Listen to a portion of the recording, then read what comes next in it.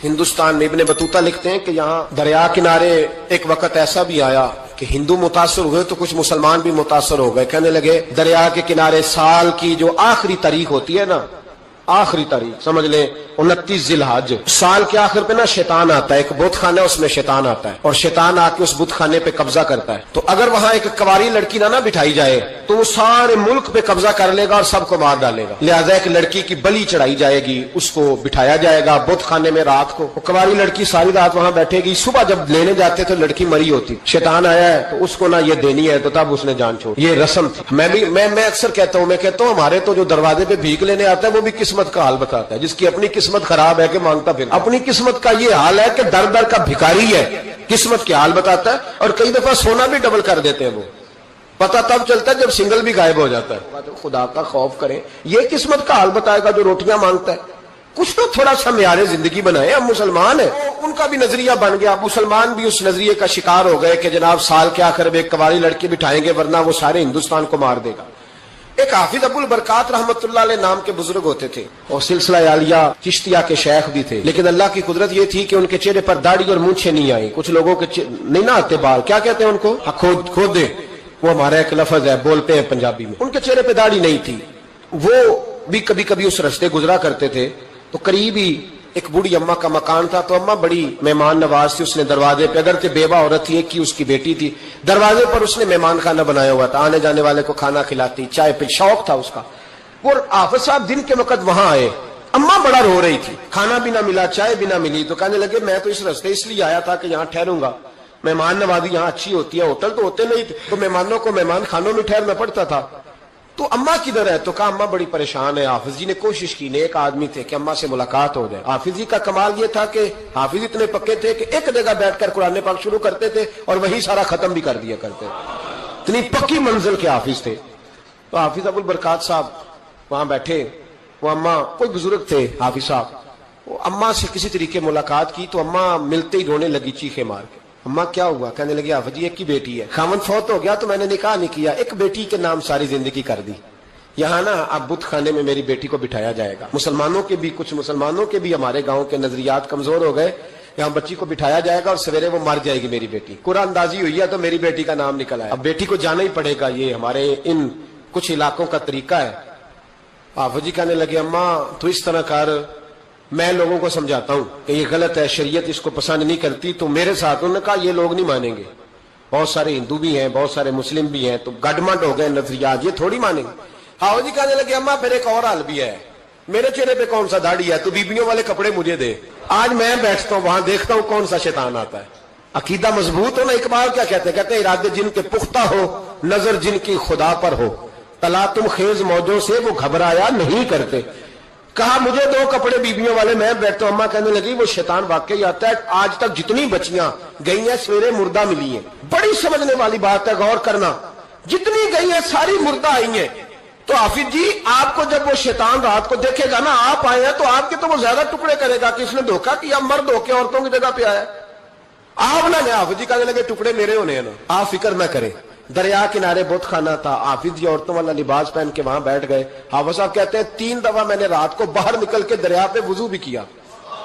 ساری رات میں نے قرآن پاک پڑھا اور جب فجر کا وقت ہوا تو باہر نکل کے میں نے اذان پڑھی. لوگ آئے تو میں نے جماعت کرائی. اور فرماتے ہندو مسلمانوں سب کو بلا کے میں نے کہا کہ اگر آج کے بعد شیطان نہ آئے تو ہندو کلمہ پڑھتے ہو سارے؟ انہوں نے کہا جی پڑھتے ہیں. فرمایا لو پھر میں بالکل صحیح سلامت آ گیا، کوئی شیطان نہیں آیا. کہتے ہیں سب ٹھیک ہو گیا. اب لوگ کہنے لگے حافظ جی بات تو آپ کی ٹھیک ہے پر وہ بی بی کیسے مر جاتی تھی؟ جس کو ہم رات کو بٹھاتے تھے سویرے مردہ ملتی تھی تو اس کو کون مارتا تھا اگر شیطان نہیں آتا؟ حافظ جی سمجھانے لگے کہ شیطان وسوسہ دیتا ہے پر زندگی موت اس کے ہاتھ میں. وسوسہ دیتا ہے، جتنی اس کو گنجائش ہے وہ کرتا ہے. کہا پھر وہ بی بی کیسے مرتی تھی؟ تو حافظ جی نے ایک بہت بڑی بات سمجھائی. کہنے لگے اصل بات یہ، جس آدمی کو پتا ہو نا میں نے سویرے مر جانا ہے وہ ڈر سے مر جاتا ہے. جس کو پتا ہو نا کہ میں یہاں مرنے آیا ہوں تو وہ ڈر سے ہی. فرمانے لگے اس کا عقیدہ کمزور ہو جاتا تھا، وہ نفسیاتی طور پر سمجھتی تھی کہ میں نے مرنا ہی مرنا ہے. تو خوف ہوتا تھا، کوئی قریب نہیں آتا تھا، دریا اور جنگل دائیں بائیں. تو صبح تک اس عورت کا دل بند ہو جاتا تھا تو وہ خوف سے ہی اسے کوئی شیطان نہیں مارتا تھا. تو فرمانے لگے جن لوگوں پر خوف طاری ہوتا ہے نا انہیں کوئی بھی نہیں مارتا، وہ اندر کے خوف سے ہی مارتا. اندر کے خوف. بہت سارے لوگ ایسے ہیں جو نفسیاتی طور پر مر گئے. अंदर के खौफ से वो लोग मर गए, इसलिए कि वो अपने आप को मजबूत ना कर पाए, अंदर से मजबूत करें अपने आप। किसी खास ओहदे पे मकाम पे जगह नहीं मिलती। नौजवान था और यतीम भी था, शौक बन गया दीन पढ़ने का। मोहल्लेदार इलाके वाले कहने लगे कहां से कमाएगा, ना बाप है ना माँ है ना घर है, कहां से। हजरत रूमी कहते हैं नौजवान ने जंगल में झोंपड़ी लगा ली, वहां वो सुबह मदरसे जाता, शाम को जंगल में रहता, वहां अल्लाह अल्लाह करता, सबक याद करता। एक दिन बादशाह की बेटी रास्ता भूल गई, जंगल में आई सहेलियों के साथ, बॉडीगार्ड भी साथ थे, पर रास्ता भूल गई। खोती खोती शाम हो गई, ऐसी खोई कि जब रात गहरी हो गई तो आके उस नौजवान के पास रुकी और चिल्लाने लगी। शेर के दहाड़ने की आवाज आती है, भेड़िए के बोलने की आवाज आती है। नौजवान अकेला, सहेलियां बिछड़ गई, गार्ड बिछड़ गए। कहने लगी मैं परेशान हूं, मुझे जगह मिल जाएगी। नौजवान कहता मैंने शहजादी देखी और मुझे भी पता था कि घर एक ही है और रात को अंदर से दरवाजा भी बंद करना पड़ता है, जंगल जानवर भी आ जाते हैं। कहते मेरी छोटी सी कुटिया में, झोंपड़ी में वो आई, रो के कहने लगी सहारा कोई नहीं, अगर मैं पीछे निकलूंगी तो भेड़िए खा जाएंगे। कहते मैंने उसे जगह दे दी। अकेली औरत, चिराग जल रहा है, सबक याद कर रहा हूं। मेरे नबी पाक ने फरमाया जहां मर्द औरत अकेले हो तीसरा शैतान होता है। और शहजादी, वो बच्चा कहता है सबक याद करता रहा सारी रात। वो बच्ची को कहा सो जा, पर वो कहती है नींद मुझे भी कहां आई। ऐसे मौकों पर नींद, सारी रात सबक याद करता। थोड़ी थोड़ी देर के बाद चिराग जलता तो उस पर उंगली रखता, हाथ जलता तो पीछे खींच ले, फिर दूसरी उंगली रखता, थोड़ी देर के बाद जलता तो खींच ले, हाथ सारा जल गया। सुबह किरणें चमकी तो कहने लगा चल निकल जा, दौड़ जा, बस बड़ा सब्र का इम्तिहान हो गया, चली जा। शहजादी बाहर निकली, सिपाही ढूंढ रहे थे, बादशाह खुद जंगल में निकला हुआ था, मेरी बेटी मिल गई। बादशाह तन्हाई में जाके कहने लगा बेटा मैं दुनिया को बताऊंगा कि मेरी बेटी खोई नहीं थी, सिपाही साथ ही थे। ये बड़ा मुश्किल होता है, बेटी तो भूल के भी रात कहीं रह पड़े तो लोग जीने नहीं देते, तो बेटा मुश्किल हो जाएगा मेरे लिए। कहां थी? उसने कहा नेक नौजवान के पास। उसने कहा बेटा मैं तो तेरी बात मानूंगा पर दुनिया नहीं मानेगी। अगर उस नौजवान ने किसी को बता दिया कि तू उसके पास थी तो फिर लोग मेरा जीना मुहाल कर देंगे। बेटा मैं मर जाऊंगा, मेरी मजबूरी ये है कि वो कहीं राज ना उगल दे वो नौजवान, उसे कत्ल करना पड़ेगा।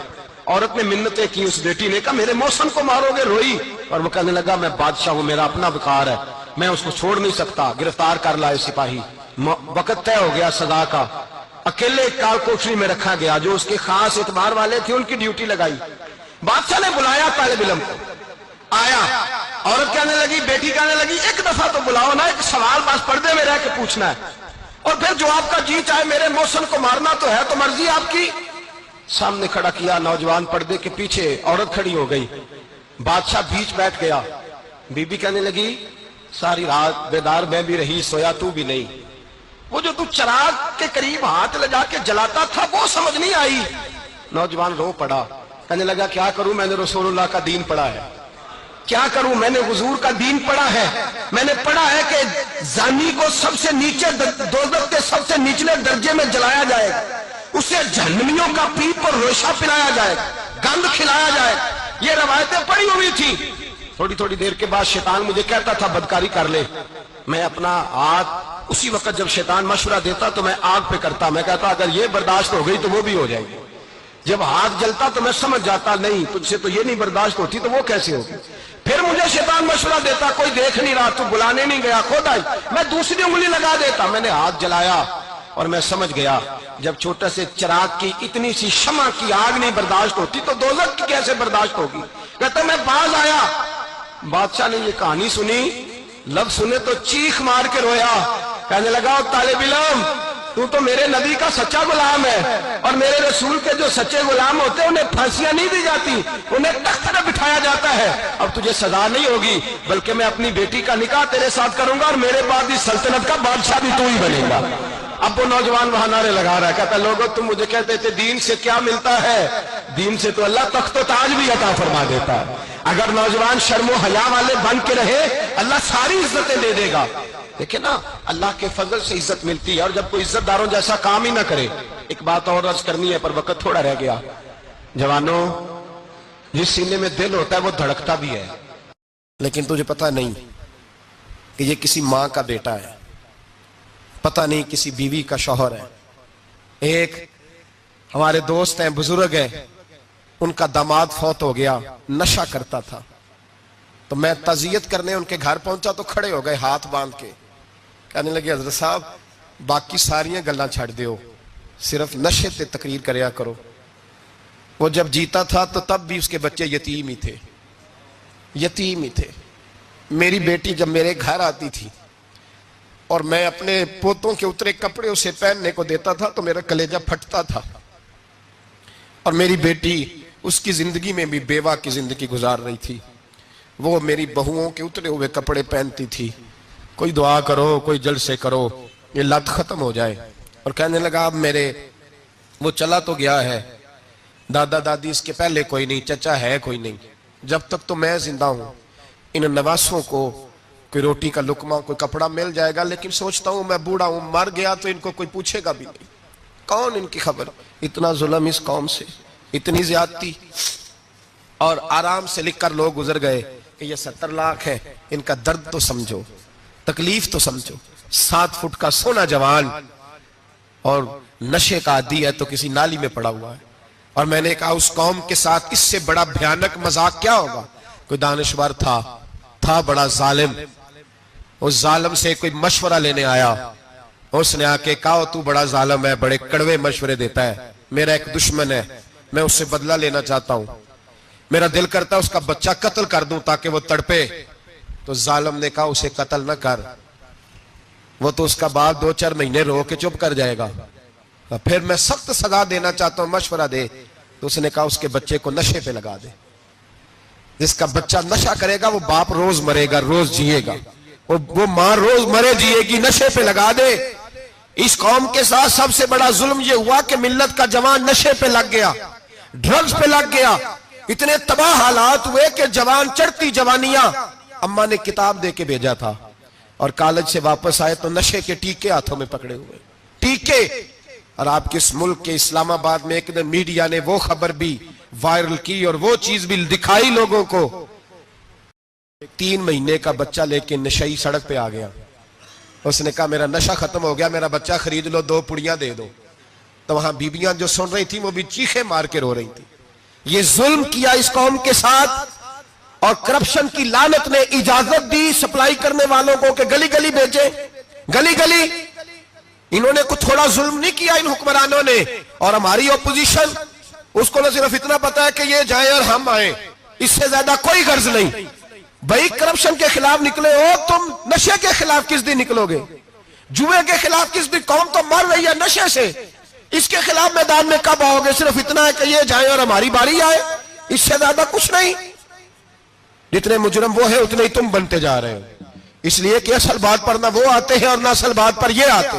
بھائیو، میرے نبی پاک صلی اللہ تعالی علیہ وسلم، اور ایک اور تماشا ہے،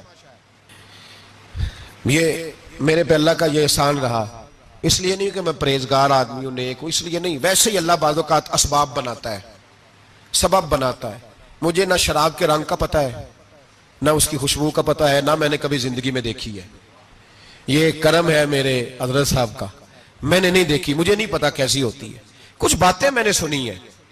ایک محفل میں بیٹھا تھا مجلس میں، تو ایک شخص نے کہا کھانسی نہیں جاتی بچے کی، دوسرا اس کو مشورہ دے رہا ہے، کھانسی نہیں جاتی، بڑی دوائی دیسی بھی فلاں بھی بڑی کھائی، مشورہ دیا اس کو کہ تو اس طرح کر، اس کو نا شراب کے 2-4 چمچے پلاؤ، کہتے ہیں جی اس کو نا یہ پلاؤ تو صحیح ہو جائے گی۔ تو میں نے پلٹ کے اس کی طرف دیکھا، میں نے کہا کوئی عقل کر، کیا مشورہ کرنا؟ مولانا میرا تجربہ ہے۔ میں نے کہا تیرا تجربہ افضل ہے یا رسول اللہ کا فرمان زیادہ افضل ہے؟ تیرا تجربہ افضل ہے۔ حضرت ام سلمہ رضی اللہ تعالیٰ عنہ کہتی ہے میں نے عرض کی یا رسول اللہ صلی اللہ علیہ وسلم، میری بچی بڑی بیمار ہے، تو مجھے کسی نے کہا ہے یہ تھوڑی سی نشے والی چیز ہے، یہ بنا کے تیار کر کے دو، صحیح ہو جائے گی، بیمار ہے بچی تو یہ نشے والی چیز ہے، اس کو تیار کر کے دو، تھوڑا نشہ ہے۔ اگرچہ میں نے شروع میں کہا بعض لوگ مریض کو، سخت مریض کو ایسی ادویات جو مجبوری بن جائے اس کی گنجائش اور اجازت دیتے ہیں، محتاط علماء تو اس میں بھی بہت ساری چیزیں پہلے بیان کرتے ہیں، لیکن اس نے کہا جی میرا نشہ دینا ہے شفا کے لیے۔ تو حضرت ام سلمہ کہتی ہے میرے نبی پاک نے میری طرف دیکھا، میری طرف، تو میں نے کہا یا رسول اللہ آپ کیا فرمانا چاہ رہے ہیں؟ تو نبی پاک نے فرمایا ام سلمہ کبھی ناپاک چیز میں بھی شفا ہوئی ہے، کبھی ناپاک چیز میں بھی، کبھی شراب اور خمر میں بھی شفا ہو سکتی ہے۔ شفا رب کریم نے رکھی ہے پر شہد کے اندر رکھی ہوئی ہے، شفا اللہ نے رکھی ہے قرآن مجید میں رکھی ہوئی ہے. تو اس میں بھی کبھی یہ حضور نے بیان کیا ہے کہ اس کے اندر شفا ہو سکتی، تو امت کتنی دلیری کرتی ہے جو یہ مشورے دیتی ہے کہ اس کے اندر نشہ ہے، شراب ہے، تو کھانسی چلی جائے گی تو فلانی بیماری چلی جائے گی. نہ آؤ ان چیزوں پہ، نہ اپنے ایمان کو خرابی دو، اور نہ ایسی باتیں کرو جس سے کہ ڈائریکٹ رسول اللہ صلی اللہ علیہ وسلم کے واضح ارشادات کی مخالفت ہو. میرے نبی پاک صلی اللہ علیہ وسلم نے فرمایا، اور پھر کچھ لوگ کہتے ہیں تھوڑی پی ہے جی. اب تو میں تجزیے میں پڑھ رہا تھا کہ ایسی شراب ایجاد ہو گئی ہے، لوگ شراب پیتے ہیں اور وہ مست بھی رہتے ہیں، کار بھی چلاتے رہتے ہیں، کہتے ہیں جی نہیں ہمارا ذہن معاف نہیں ہوا تو یہ والی صحیح ہے، نشہ نہیں لاتی. میرے نبی پاک صلی اللہ علیہ وسلم نے فرمایا جس چیز کی تھوڑی مقدار، زیادہ مقدار حرام ہے اس چیز کی تھوڑی مقدار بھی حرام ہے، جس کی زیادہ مقدار حرام ہے اس کی تھوڑی بھی. تو خمر اور شراب اگر فل پینا جائز نہیں تو تھوڑی پینا بھی جائز، یہ حرام ہے اور حرام تھی اور قیامت تک حرام ہی رہے گی. میرے نبی پاک صلی اللہ علیہ وسلم نے منع کیا اور حضور نے اظہار ناپسندیدگی فرمایا، اور میں 40 دن تو عبادت ہی قبول نہیں ہوتی شراب پینے والے جب تک سچی توبہ نہ کرے. ایک دن صحابہ بیٹھے تھے سارے، حضرت ابوبکر صدیق بھی تھے، فاروق اعظم بھی تھے، عثمان غنی بھی تھے، ڈھیر ساری تعداد تھی صحابہ کی، سارے تشریف فرما تھے. حضرت عبداللہ ابن عمر رضی اللہ تعالیٰ عنہ حدیث کے راوی ہیں، اور مستدرک للحاکم کے اندر، ابن حبان کے اندر یہ روایت موجود ہے. فرماتے صحابہ نہ بات کر رہے تھے، اور بات یہ کر رہے تھے کہ یار لوگوں کو گناہوں سے کیسے روکا جائے، لوگوں کو گناہوں سے گفتگو صحابہ یہ کر رہے تھے. عبداللہ ابن عمر کہتے ہیں بیٹھے تھے اور یہ گفتگو کر رہے تھے کہ گناہوں سے پلاننگ جی ہوتی تھی، ان کی جو محفلیں ہوتی تھی نا بیٹھ کے، وہ خوش گپیاں نہیں ہوتی تھی بلکہ وہ تبلیغ کی، جد و جہد کی، لوگوں کو برائی سے منع کرنے کے لیے بیٹھتے تھے، اس پر منصوبہ بندی کرتے تھے، پلان کرتے تھے، آگے ترتیب دیتے تھے. گفتگو ہو رہی تھی تو اب آپس میں بات ہونے لگی کہ کون سا گناہ زیادہ برا ہے جس پر سب سے پہلے کام کیا جائے. تو دور ایک صحابی بیٹھے تھے، ان کا نام تھا عبداللہ ابن عمر. ایک عبداللہ بن عمر ہے اور ایک عبداللہ ابن عمر ہے. حضرت عبداللہ ابن عمر دور بیٹھے تھے، بڑے سمجھدار سیانے باریک بین آدمی تھے.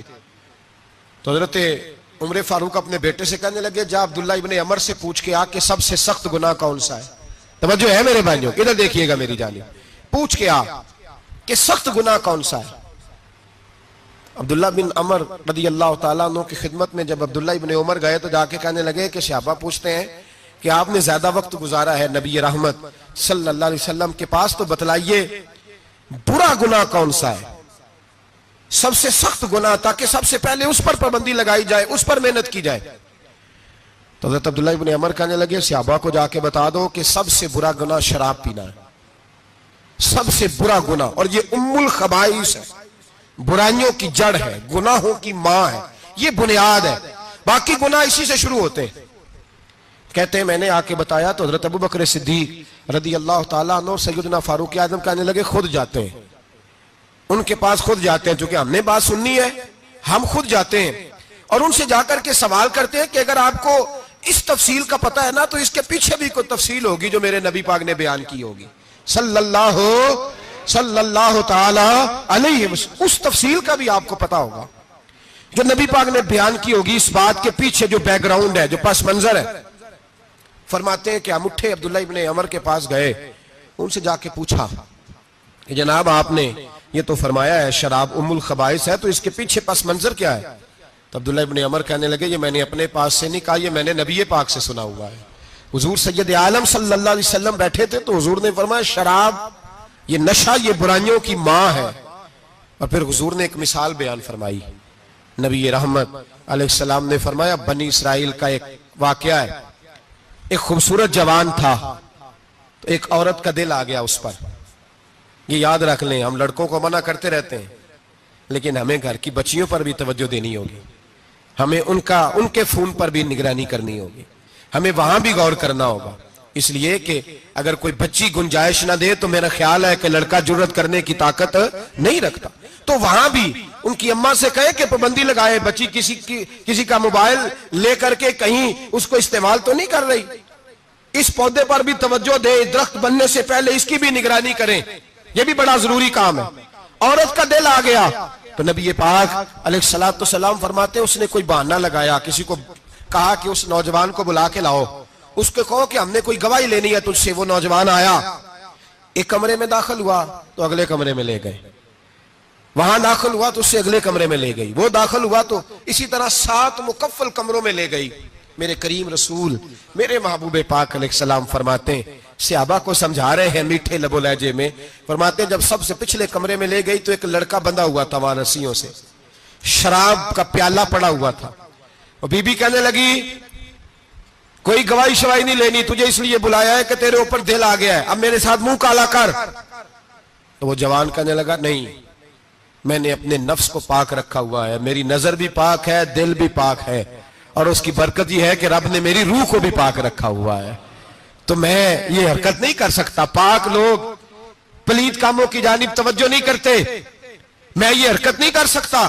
اقبال نے اپنے بیٹے کو دعا دی تھی، اس نے کہا تھا حیا باقی نہیں ہے زمانے کی آنکھ میں، خدا کرے کہ رہے تیری جوانی بے داغ، خدا کرے کہ رہے تیری جوانی بے داغ۔ کہا میرے ساتھ منہ کالا کر، اس نے کہا میں نہیں کرتا۔ کہنے لگی چل پھر اس کو قتل کر، اس کو میں نے باندھا ہوا۔ اس نے کہا میں قتل کیوں کروں، میری کیا دشمنی ہے؟ کہا پھر شراب پیو، کہا میں شراب بھی نہیں پیتا۔ تو کہنے لگی اب تو میں نے تجھے اپنے چنگل میں پھانس لیا ہے، اب تو یہاں سے بچ کے جا نہیں سکتا، اور اگر تو باہر جائے گا تو میں شور کروں گی، لوگ جمع کروں گی، اس نے میری عزت آبرو پہ ہاتھ ڈالا ہے، تو بچ تو نہیں سکتا، ایک کام تو کرنا پڑے گا۔ محبوب فرماتے ہیں اس نوجوان نے سوچا کہ زنا بھی بہت بڑا جرم ہے، قتل بھی بہت بڑا گناہ ہے، چلو اب مجبوری ہے تو شراب پی لیتا ہوں۔ لیکن وہ سمجھا نہ کہ شراب تو بنیاد ہے، اس نے ایک پیالہ جو پیا کہنے لگا ایک اور دے دو، دوسرا پیا تو کہنے لگا ایک اور دے دو، اب 3 پیالے 3 بوتلیں شراب جو پی چکا تو خماری چڑھ گئی۔ اب اس عورت کے قریب جانے لگا کہ میں تیرے ساتھ زنا کروں گا، اس نے کہا جب تک میں قریب نہیں آنے دوں گی جب تک تو اسے قتل نہ کرے۔ اس نے اسے قتل بھی کیا، زنا بھی کیا۔ تو محبوب فرمانے لگے یہ قتل اور زنا جو ہوا ہے تو یہ شراب کی وجہ سے ہوا ہے، گویا شراب وہ جرم ہے جو قتل بھی کرائے گی، جو زنا بھی کرائے گی۔ اور اگر آپ نشئی کو دیکھیں، اگر آپ شرابی کو دیکھیں تو کیا وہ ڈکیتیاں نہیں کرتا پھرتا، وہ چوریاں نہیں کرتا، وہ اپنی ہی ماں کا زیور نہیں بیچ آتا، وہ اپنی ہی بہن کا پڑا ہوا جہیز نہیں بیچ آتا، وہ اپنے ہی گھر میں ڈاکے نہیں ڈالتا، وہ اللہ کے گھر مسجد میں آ کر کے چوری نہیں کرتا، وہ صرف اس لیے کرتا ہے کہ یہ نشہ، یہ شراب، یہ ماں ہے گناہوں کی، یہ جڑ ہے۔ ملت کے لوگوں یاد رکھو، اس امت اس پاکستان کے ساتھ جہاں بہت سارے ظلم ہوئے، وہاں بڑا ظلم یہ ہے کہ بہت بڑا طبقہ جوانوں کا نشے کا عادی ہے، وہ نشہ انہیں عشق مجازی اور عورتوں کے عشق کی جانب لا رہا ہے، وہ نشہ چوریاں کرا رہا ہے، قتل کرا رہا ہے، ڈکیتیاں کرا رہا ہے۔ بہت بڑے ظالموں نے بہت بڑے ہاؤس بنائے ہوئے ہیں جن کے اندر شراب فراہم کی جاتی ہے، نشہ دیا جاتا ہے۔ میں نے تو ایسے ایسے لفظ سنے کہ الیکشن کے دنوں میں ووٹ لینے کی خاطر سیاستدان انہیں نشہ فراہم کرتے ہیں، انہیں باندھ کے رکھتے ہیں، روز تمہیں پڑیا ملے گی، ووٹ ہمیں ڈالنا۔ اتنا ظلم، اتنی زیادتی، اتنا جبر، ایک انسان کے ساتھ کھیلنا۔ لوٹ آؤ، پکڑو ان کا دامن، اپنے گھروں کو بچاؤ، اپنے دوستوں کو بچاؤ، جاگو جاگو امت کے لوگوں جاگو، میرے نبی پاک صلی اللہ علیہ وسلم کے کلمہ گو لوگوں کو بچاؤ۔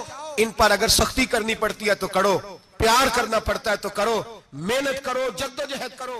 کوشش کرنا کہ انسان کانٹوں والی زندگی نہ گزارے بلکہ پھولوں کی طرح وقت گزارے، اپنے وجود پر کچھ تکالیف سہ لے، تھوڑی سی آزمائش سے خود گزر لے، لیکن کسی کے دامن میں کبھی کانٹے نہ ڈالے، کبھی کسی شخص کو اپنے لب و لہجے سے تکلیف نہ دے۔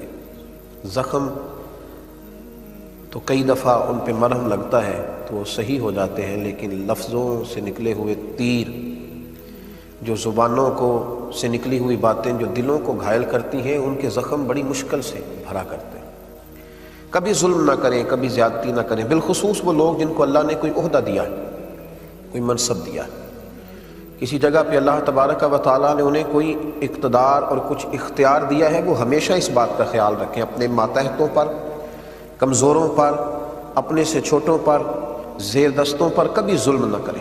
قرآن پاک فرقان حمید نے ارشاد فرمایا سورہ ابراہیم کے اندر فرمایا وَلَا تَحْسَبَنَّ اللَّهَ غَافِلًا عَمَّا يَعْمَلُ الظَّالِمُونَ، فرمایا اللہ تبارک و تعالیٰ کو ہرگز بے خبر نہ جاننا ظالموں کے کاموں سے۔ اللہ ظالموں کے کام سے بے خبر نہیں، وہ جانتا ہے ظالم کیا کر رہے ہیں۔ اللہ تبارک و تعالیٰ کے علم میں ہے کہ ظالم کس قدر زیادہ لوگوں کو تکلیف دے رہے ہیں، اسے بے خبر نہ جاننا۔ پھر ہو کیا رہا ہے؟ فرمایا انما یؤخرهم لیوم تشخص فیہ الابصار، فرمایا اللہ تو انہیں ڈھیل دے رہا ہے اس دن کے لیے جس دن آنکھیں کھلی کی کھلی رہ جائیں، لوگوں کو خبر ہی نہ ہوگی کہ یہ والی سزا بھی ممکن تھی، ایسا بھی ہو سکتا تھا، یہ بھی ممکن تھا، پھر آنکھیں کھلی کی کھلی رہ جائیں۔ انہیں پھر پتہ چلے گا کہ جب ہم نے ظلم کیے تھے تو اب اس کی یہ سزا ہے۔ نبی کریم علیہ السلام نے ارشاد فرمایا کہ اللہ فرماتا ہے، اس کو کہتے ہیں حدیث قدسی، جس کو حضور علیہ السلام بیان کریں اور فرمان اللہ تبارک و تعالیٰ۔ اللہ فرماتا ہے، جیسے یہاں کہا نا انما یؤخرهم لیوم تشخص فیہ الابصار، اللہ انہیں ڈھیل دے رہا ہے اس دن کے لیے جس دن آنکھیں کھلی کی کھلی رہ جائیں۔ مسلم شریف میں نبی پاک علیہ السلام ارشاد فرماتے ہیں کہ اللہ تبارک و تعالیٰ فرماتا ہے کہ ظلم حرام ہے جب میں کسی بندے کے ساتھ ذرہ برابر بھی زیادتی نہیں کرتا تو میں اپنے بندوں پر بھی اس کو حرام رکھتا ہوں کہ وہ بھی ایک دوسرے پر ظلم نہ کرے۔ یار کتنا خوبصورت اور صاف ستھرا اور کتنا زبردست یہ فکرہ ہے، کس قدر زیادہ اس جملے کے اندر طاقت ہے کہ نبی پاک صلی اللہ علیہ وسلم نے فرمایا کہ قیامت کے دن جو اندھیرے تمہیں گھیریں گے نا، قیامت کے اندھیروں میں سے سب سے بڑا اور گمبھیر اندھیرا تمہارے ظلم کا اندھیرا ہوگا۔